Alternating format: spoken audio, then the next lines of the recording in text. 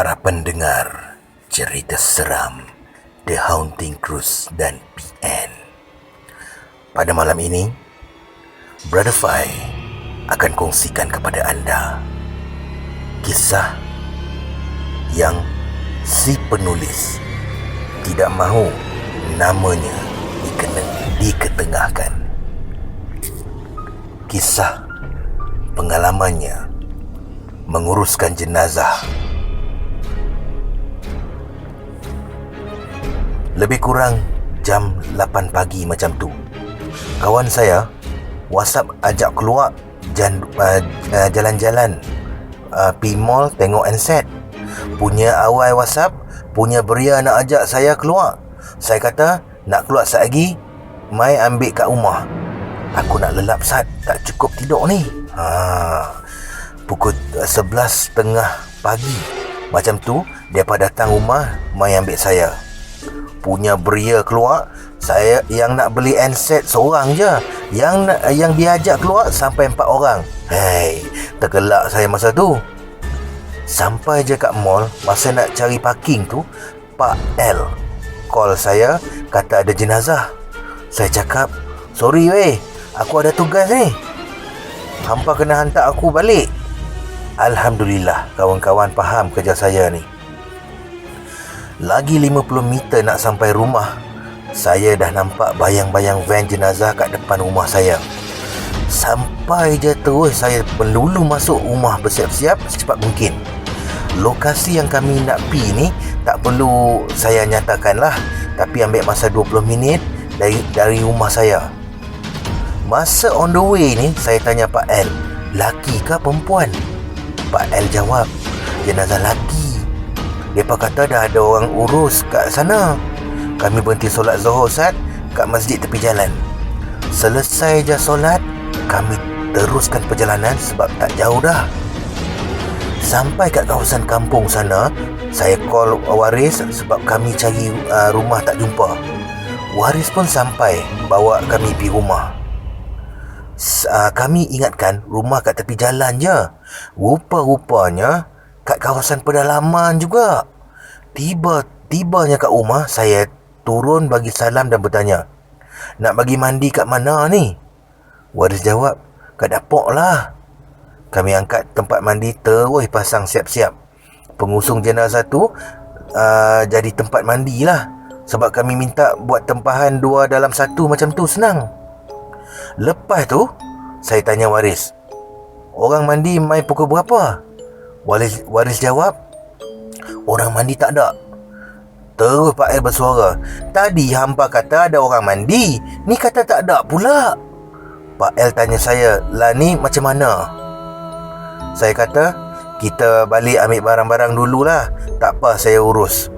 Saya tengok jam masa tu kat pukul 3 petang. Pak L tanya Waris, nak mandi pukul berapa? Kami nak balik ambil barang-barang mandi ni. Waris jawab, petang sikit boleh? Adik-beradik lain ada yang belum sampai lagi. Kami pun okey je lah.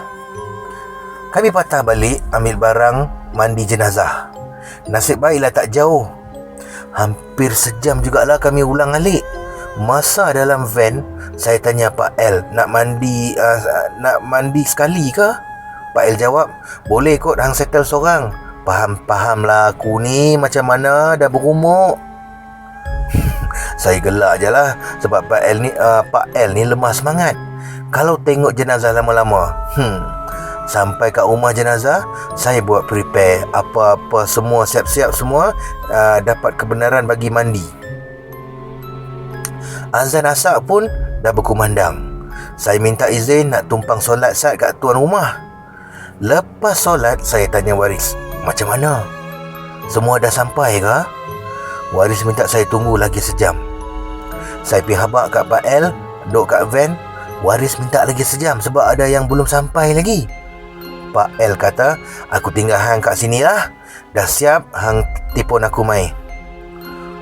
Saya pun okey lah. Saya pergi cari anak-anak muda, bayar-bayar saya 3-4 orang buat tolong saya bagi mandi satgi lah. Buat apa? Sebab waris jenazah semua perempuan. Dalam masa yang sama, saya fikir Bolehlah aku ajak mereka sekejap lagi. Tak lama lepas tu adik-beradik waris yang ditunggu sampai.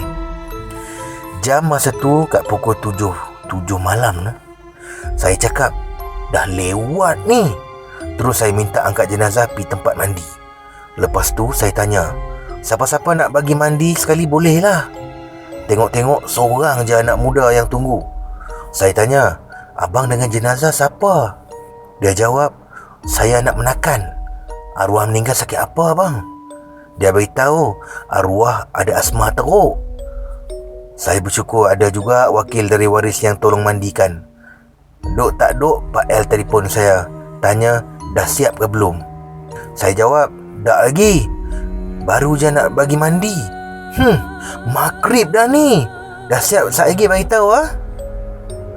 Sebelum bagi mandi tu, saya suruh anak menakan waris niat mandi jenazah. Lepas tu berdoa untuk kebaikan arwah. Pintu dapur diketuk. Assalamualaikum. Bang, saya buka pintu ya. Saya cakap, pergi buka. Lepas tu tutup balik. Dia buka, tengok tak ada orang. Dia datang kat saya beritahu, bang, siapa bagi salam tadi? Saya buka tak ada orang pun. Saya cakap kat dia, elok. Abang mai sini beritahu kat saya, lepas tu biar pintu terbuka. Kalut, dia pun tutup pintu. Selang beberapa minit, ada orang ketuk pintu minta masuk. Saya tengok dia pergi buka pintu, suar kepala, tengok kiri kanan, lepas tu tutup pintu, mai beritahu kat saya, tak ada orang pun. Tiba-tiba saya jadi seram sejuk. Saya cakap dalam hati, Allahu Akbar, maghrib-maghrib ni dia mai kacau pula dah. Tak lama lepas tu kami dengar macam ada orang hempuk cebok kat dalam bilik ayak. Saya cakap kat dia, bang, jangan pergi tengok, buat tak tahu je. Tak lama lepas tu pintu dapur diketuk lagi. Saya rasa rimai Saya pergi buka tengok. Elok je buka pintu, saya terkejut. Ada satu kelipat lintas depan saya. Saya baca Innallaha sayubtilu 7 kali dengan zikir Bismillahillazi, diikutkan dengan Bismillah Sulaiman 7 kali. Selesai je bagi mandi, lepas keringkan jenazah, anak menakan waris beritahu, bang, saya dengar ada orang menangis lah. Saya cakap, saya pun dengar. Jangan teguk, buat tak tahu je. Saya pergi depan minta tolong mai angkat jenazah, pergi kat tempat kapan. Balik je ke dapur, kami dengar macam ada benda besar jatuh ke atas bumbung. Kedebum. Semua yang kat dapur pakat terkejut. Saya suruh angkat je, abaikan bunyi itu. Tak ada apa pun. Lepas pada tu, azan maghrib pun berkumandang.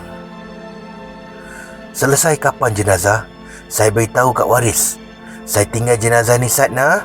Yang mana nak tengok jenazah, nak cium jenazah, saya bagi. Jangan meraung depan jenazah, sudahlah, tak elok. Lepas pesan, saya pergi cuci tempat mandi tadi, sebab saat lagi nak buat pengusung pula. Habis selesai cuci, anak menakan waris tadi main nak tolong saya angkat pengusung.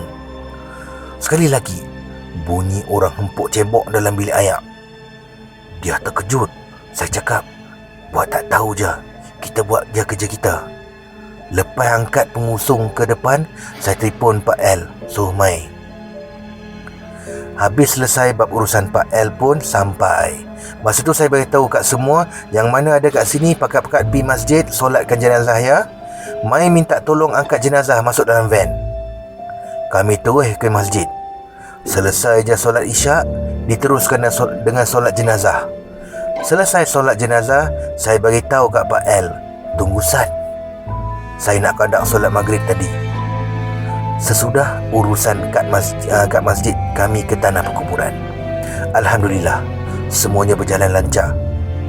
Masa nak beransur pulang, Pak L tegur, ada orang nangis kat van ke? Saya jawab, buat tak tahu je. Masa on the way balik tu, Pak L tanya, ada apa-apa jadi ke tadi? Saya beritahu, tak ada pun, macam biasa je. Sampai je kat rumah, saya berwuduk kat luar. sebelum masuk. Tapi masa berwuduk tu, saya dengar ada tangisan dekat dengan saya.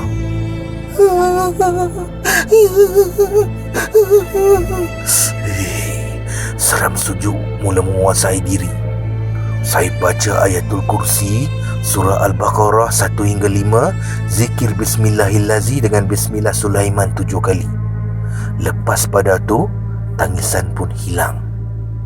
Alhamdulillah, gangguan tadi tidak berlarutan. Sekian.